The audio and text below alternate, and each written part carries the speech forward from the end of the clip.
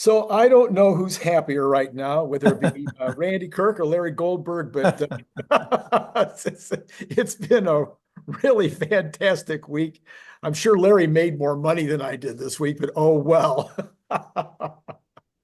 Larry, you were just talking to me in the green room about, I mean, I want to, the politics of this, again, I want to make it about more political science and politics as it impacts Tesla, impacts the economy.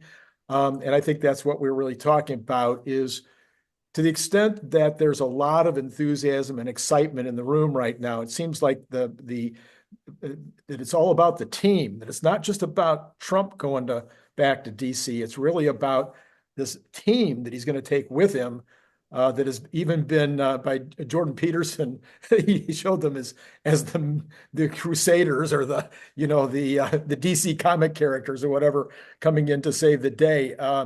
You were talking about a change in Donald Trump that might be part of the Yeah. enthusiasm. Yeah. So, I watched a piece with Megan Kelly, and you want to put me on the screen with Oh, you? sure, sure. Yeah, I can do that. Because I can see you, but I don't see me. Oh, okay. Um, I don't know yeah. why that is. You should be visible.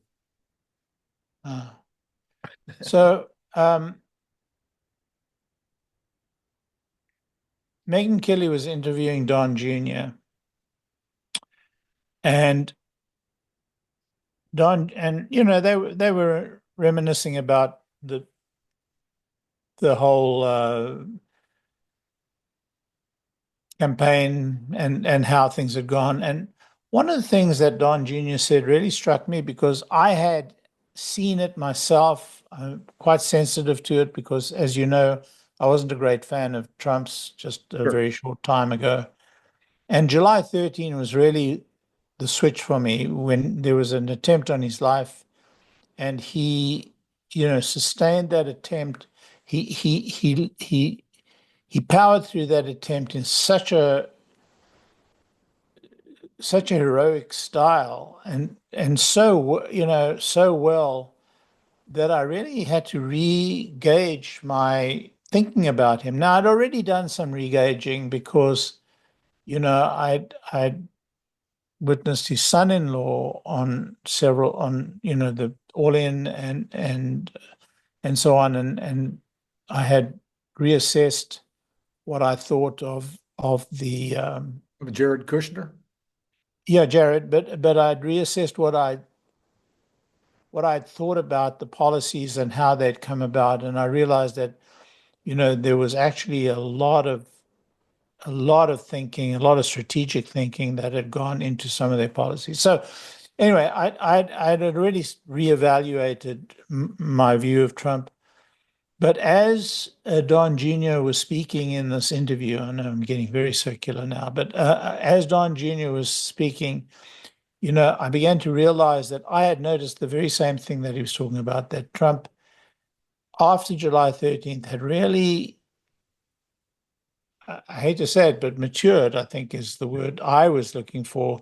Don talked about it in slightly different terms. He said his father had become more introspective, and had opened up a little more to outside people. And of course, we know that he reached out, to RFK Jr., and that at the same time he started working with Elon, or Elon started working with him, and then he brought in Vivek, and the evolution was quite important. And then, of course, the appointment of Vance as the vice president, and then this team, this dream team, had been created. Because one of the great risks that we have is, his relationships with people have been quite. Tumultuous. Thank you.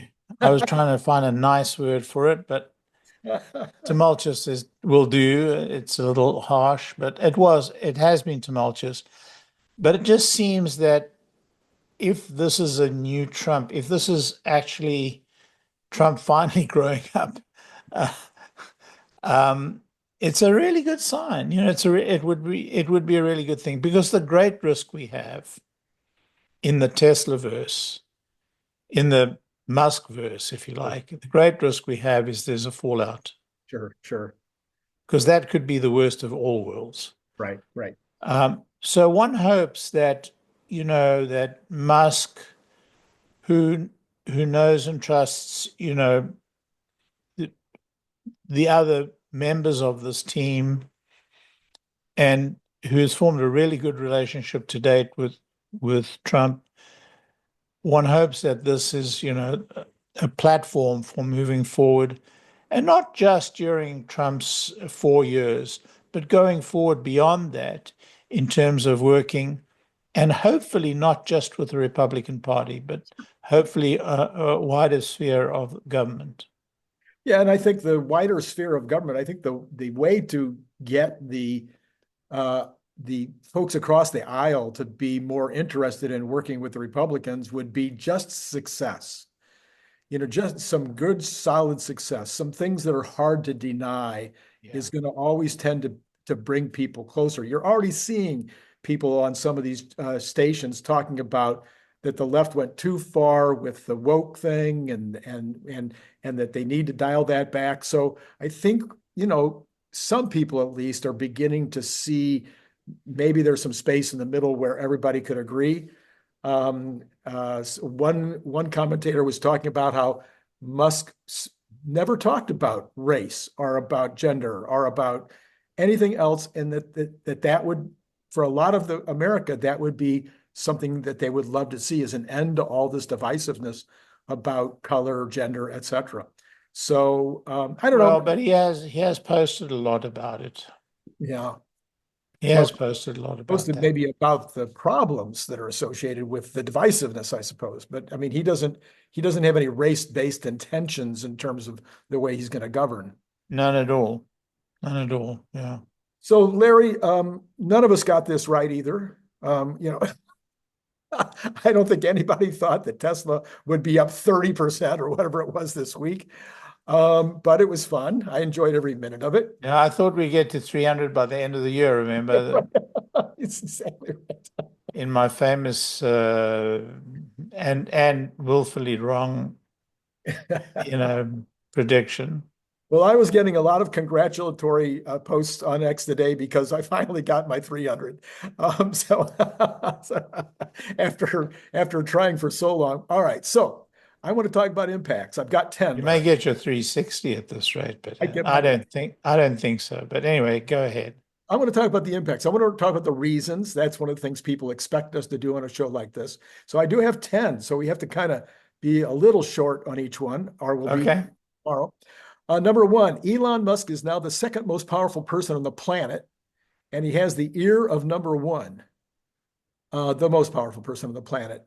This would have an impact, I would think, on the stock. It has had an impact on the stock. And whether he's number one or number two or number 5 or number 10, it doesn't matter. He's in the pantheon. He is in the pantheon of the greats. He joined Trump in the call with, the prime minister, the president of Ukraine. Right. I mean, yes. So, it's really hard to parse out, his position relating to maybe, the prime minister, the dictator of China. Right. Yes. He doesn't have any armies, but he has the ability to spy on armies through his satellites. You better not say that. You don't want to get him into trouble. Actually, by the way, satellites are not spying satellites. No, we just did a big thing with Brian Wang. You should take a look at it the other day. We have I forget how many spy satellites that Tesla has already put up for but the they don't have any access to those satellites. None. Zero. Yes, the SpaceX doesn't, of course not. All right, number 2, which is related, national and international prominence and stature of Elon Musk now. He already had it. He was already going around and saying hi to everybody and shaking hands and making friends and doing all that. But this is a whole nother level now at this point. Yeah. Yeah, he's definitely in the pantheon. This is his level of influence now is greater than, I've compared him to Edison in the past favorably. I mean, he Right. has much greater skills than Edison had, and he has most of the skills that I mean, Edison was a chemist first and foremost. Before chemistry was a mature science. Sure. But Elon, Elon's skills are manifold, but his standing in the pantheon is really very high indeed. But with that comes negatives. I mean, he's hated by a huge proportion of the population, maybe 25% of the population, maybe 20%. I don't know what the percentage is. Now, he's beloved of a very large portion, and he's highly respected by the other 75%. But there's this hardcore 25, the woke mob, and so on and so forth, that really, despise him. Yeah. Yeah. Well, that was true for Batman also. Yeah. And so number three, the reduction of regulations. Everybody's talking about the reductions of regulations and the elimination or reduction of lawfare by the federal government. Impact. Nothing more important than that. I mean, I would put that at the top. You have no idea how that has really killed innovation in this country. I mean, we had a conversation this morning, and I think in a meeting, a brainstorming meeting, and we were talking about the necessity to completely change how the armed forces contract for equipment for their whatever they need to buy. And one wise old head in that brainstorming session said, guys, he's never going to change the contracting capabilities of the armed forces, because that's so many years of layers and layers and layers. I said, I argued that he is going to be able to change it, and I gave the evidence of what the Space Force has done, because they're changing how they're contracting. They're throwing out the federal regulations that control these things. Federal something regulation, I forget what it was. And that, by the way, is 2 books this thick. Right. Of regulation. I mean, we've had to do that. And I'll tell you, they're going to make that change. But there's a huge problem in doing that, and that's killing this country. Sure. Not to mention all the lawfare that is conducted at multiple levels. We've seen it visibly against Elon, but it's conducted within each department, because many departments have their own judges. And, now the Supreme Court has stopped a lot of that, or disallowed a lot of that. It hasn't been dismantled yet. But I think Elon is going to go hell for leather to dismantle all of that. And it's going to be a tough battle. Right. I've been pushing this idea for a while. I think it's more true than it's ever been as a result of what's happened in the last few weeks. And that is the visibility of the brand of the Elon Musk mission, of Elon Musk vision. This is going to impact sales of vehicles, impact sales of stock. 100%. 100%. We've seen it already. I mean, I don't know what percentage of this sudden shoot up in the price is. Some of it's a gamma squeeze. Some of it's, the potential for the company being realized by the analysts at last. But some of it is, exactly what you're talking about. Exactly what you're talking about. And nobody knows what the percentage of each is. Okay. And then this is kind of related to that pantheon thought that we had a minute ago, but there's also these opportunities that always arise from networking. So to the extent that Elon is now, I mean, I tried to, I joined the Rotary, I'm not the Rotary, the Optimus Club when I was in my early 20s, joined the Chamber of Commerce in Santa Monica when I was in my 20s, so that I could network, so that I could build up my group of contacts. He not Optimus Club is very, very appropriate for you. You like that, huh?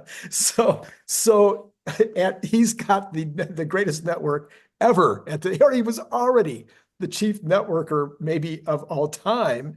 Yeah.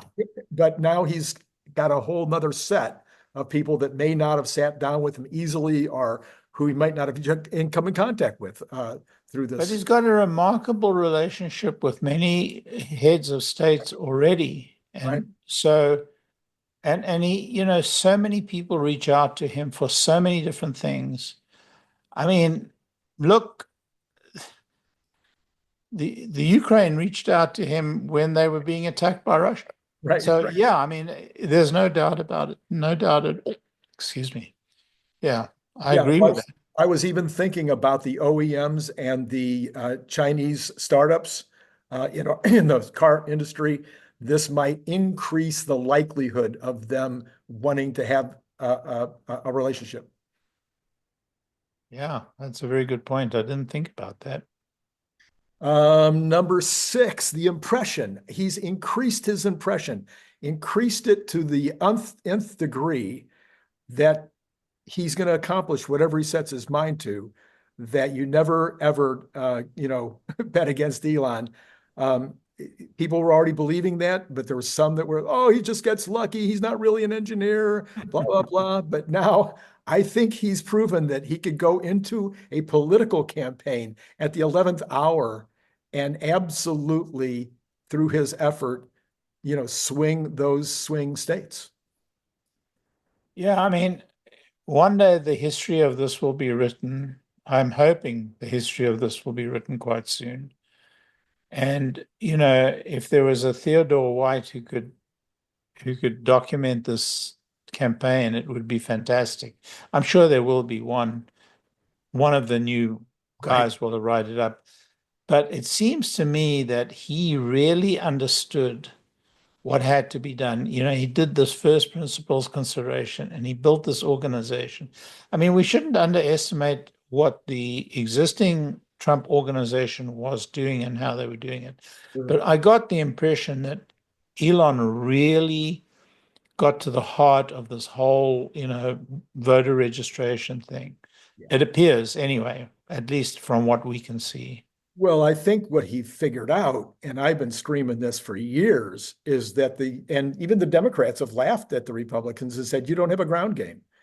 And I think Elon just looked at it and go, that's right. I mean, how can you think you're going to win no matter how good you're doing at the front end if you don't have the back end?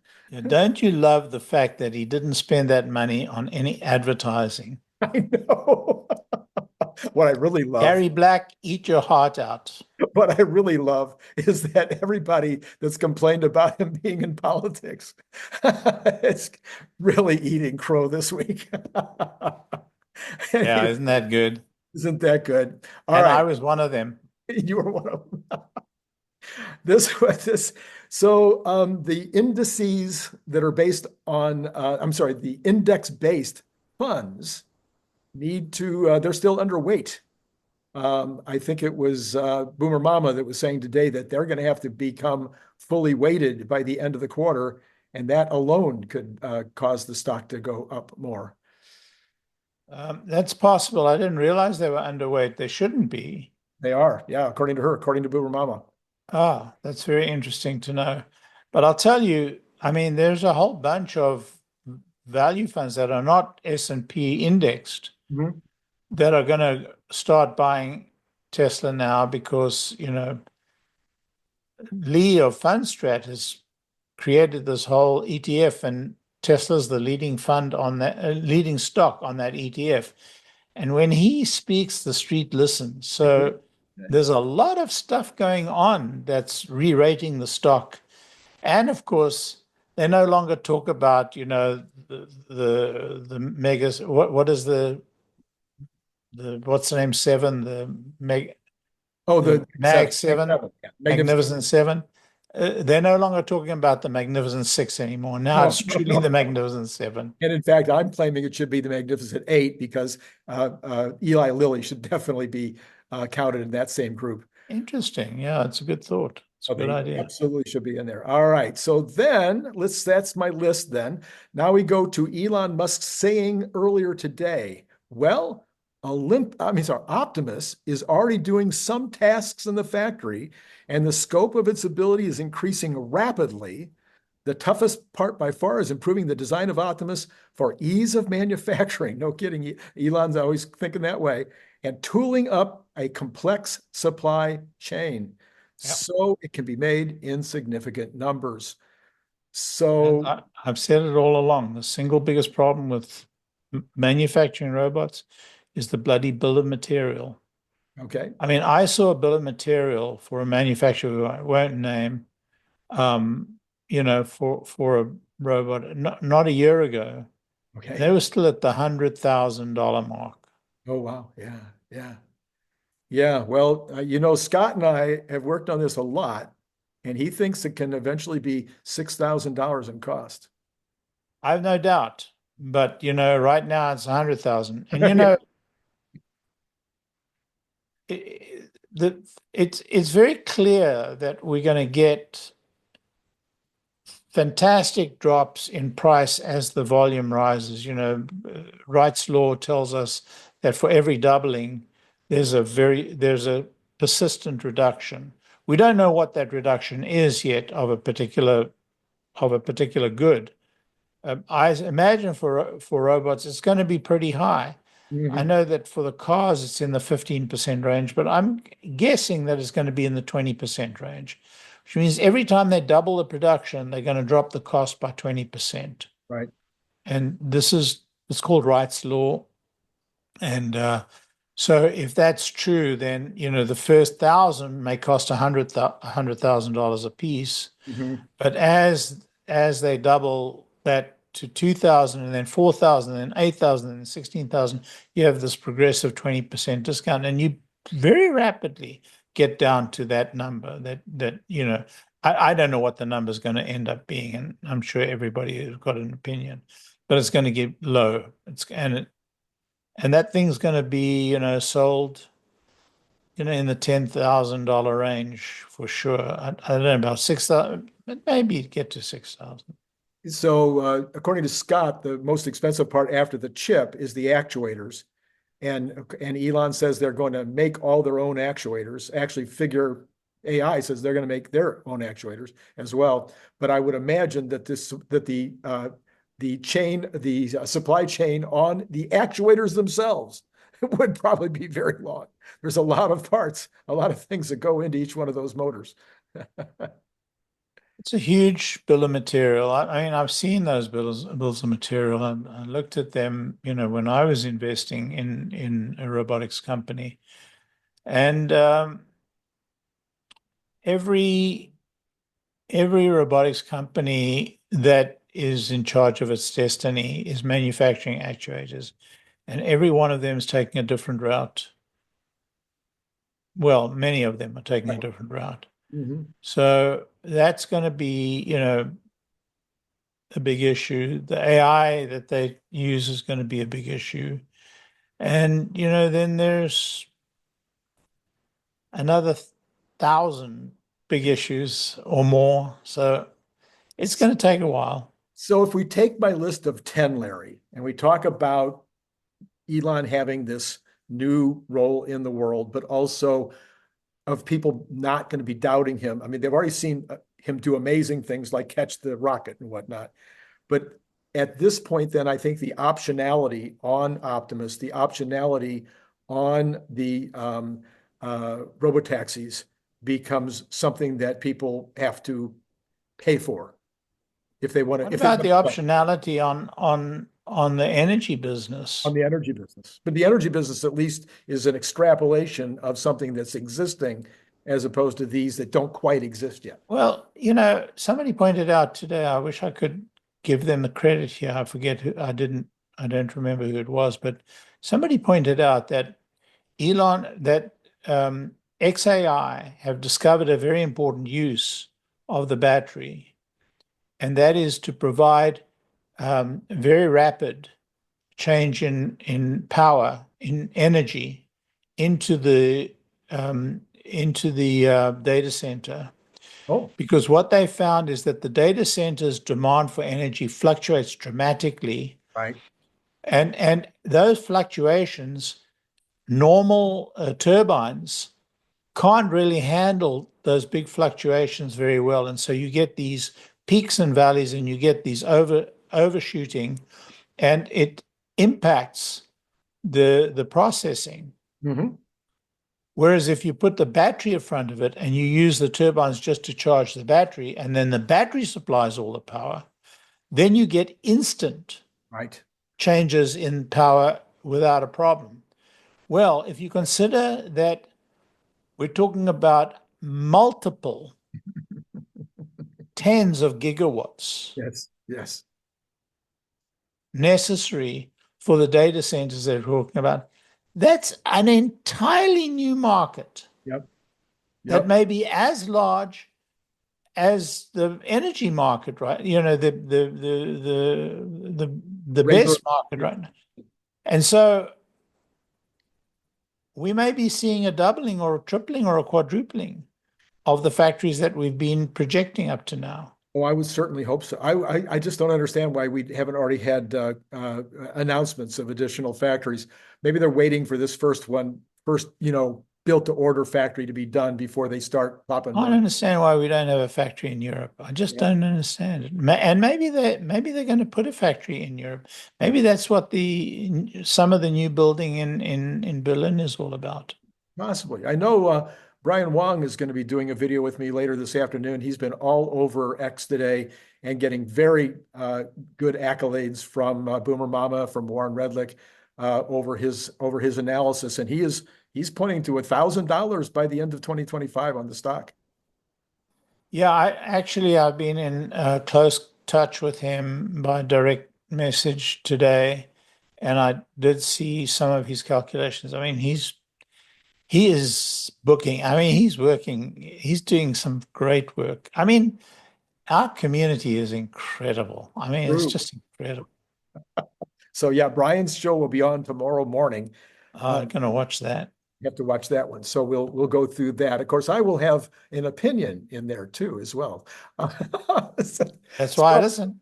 That's why I so listen. so the Fed yesterday did drop their rates by 0.25%, as we all And it's saw. hardly news. It's like the tail end of our news. And in fact, the interesting thing is, Larry, I saw a couple of people today, and I will admit that I think I had the idea before they said it, but I can't quite remember who said it first. I think the Fed just became irrelevant. Yeah, It I doesn't think matter. you're right. Doesn't matter. But I have a theory that there's going to be significant clash between the forthcoming Secretary of Finance and the Fed. Okay. And what will they clash over? Well, you know, the issue is the budget deficit Right. and the Fed's role in interest rates. Mhm. So I think, you know, every administration wants lower interest rates. The Fed really wants lower inflation. Mhm. We went through these years of ZIRP, and that tension just disappeared. Right. The tension is going to come back with this administration in fairly significant way, simply because we're at this point in the cycle. ZIRP is behind us. We're in real interest rates. The administration is going to be pushing to get those rates down. Yeah. So you and I talked on Monday. We didn't agree. I mean, every once in a while we don't agree in terms of what kind of a impact Elon and Vivek can have rapidly with regard to reducing the head count, and thereby reducing some of the deficit. I meant to do more research on that. I don't know if you've done any since. Well, Brad Ferguson and I did a show on that Okay. on my Faza channel. Okay. Brad kind of led me, and I got pretty hot-headed about Elon's role and what he would do. And so you know, I it's early days yet, but I have very high hopes for a very dramatic reduction by Elon in the administrative state. You know, he is a brilliant manager of people. He is able to hire very good people. He's an extraordinary hirer of people. And then having hired them, he teaches them how to hire. Right. And he has he has these first principles thinking, which he imbibes in his people. And then he has this incredible and relatively simple methodology around it, which is absolutely appropriate for the federal government and for these federal government departments. So I'm really hoping, and I'm assuming that he is going to be able to inculcate this, if not department by department, but inculcate this thinking Right. into the federal umbrella and find ways and means to make it happen. Look, he's been an incredible manager of low cost, Right. high impact,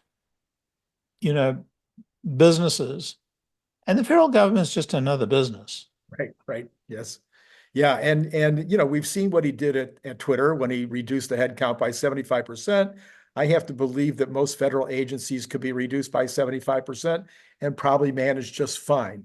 Now, I have friends of mine in the X sphere, who thinks that there's no chance we could, or think that maybe there's a chance we could do 75%. I'm thinking that we might be really thrilled if we could stop all hiring and maybe get a 10 to 20% cut as kind of a first dip. Yeah, so, the federal government is really not the biggest employer of government Yeah. in the United States. It's really the localities that are the bigger, that hire most of the people. Federal government, and then of course there's the Department of the Army, quite apart from the actual army itself. So, Right. but there's a huge amount of money to be saved. I mean, just a huge amount of money to be saved, because if you get rid of the people, Mhm. you get rid of the expenditures that they engender. Right. And that's the bigger saving, by the way. Right. Exactly. Exactly. And so he has to teach the government how to spend less and do more with less. And he's fantastic at that. It's a big job, but the beauty about, and this is what I said in that conversation, the beauty about Elon is that if you take all his skills, one of the most important skills is his ability to set a direction, Mhm. hire these incredible people, give them the skills or the method to And get it done. the latitude to get it done. And then, he can step back, giving them product direction, giving them vision, interfering where he sees things not going so well, but by and large getting this done. And, if you look at across his companies, he's got a bunch of mini Elons Yeah. or outstanding people. Right. Absolutely right. So one of the ways, of course, to get productivity up is to get unproductive people out of government and get them into productive work. And that isn't even being mean, because it would have been the same thing was true at Twitter. You had unproductive people at Twitter. Those people are probably working for companies now and being much more productive than they were. I don't know about that. Listen, I don't know about that. Look, he didn't fire 80% of the Twitter staff. He didn't. No, the first 50% that left of their own volition. Okay. They saw the handwriting. Yeah, based upon their sense of Elon. Right. The rest, he actually went and did, and I don't know if my percentages are exactly right, but it's from memory of Walter's book. But the vast bulk of the first exits were people who selected themselves and took themselves off. Then he started examining their work. He famously brought the Musketeers in, James Musk and Right. all these guys, Ross, and he brought these guys in, and they did the, you know, Right. they drilled down and they checked people's work, and then they spoke to people, got the sense of them. And then he let people go but the actual firing was a relatively small number of the 50%, the 75%. I think the first 50% selected themselves. That isn't going to happen in this government. No, it'll be a little harder than that. Now I Yeah. understand they could save 38 billion right away just by reversing that contract and with the Tennessee Valley Authority and giving SpaceX their rightfully won contract through Starlink for less than $1 billion instead of for 40 billion. Hopefully there's a way to reverse that contract. Yeah, he's got to get rid of the FCC commission, Yeah. the people who head that up. He's got to get rid of he's got a lot of people to move out of there.